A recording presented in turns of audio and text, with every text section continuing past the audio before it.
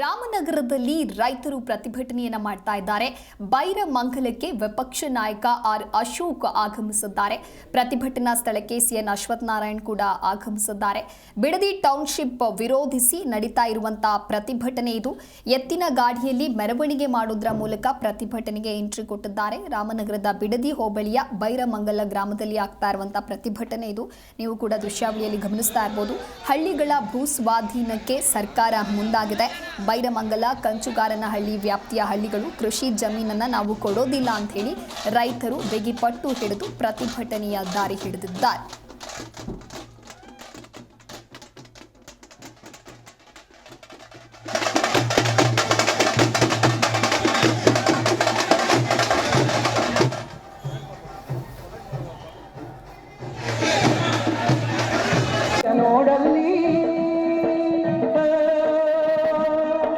ಫಲವನ್ನು ಬಯಸದ ದೇವರ ಪೂಜೆಯು ಕರ್ಮವೇ ಹಬ್ಬರ ಸಾಧನವು.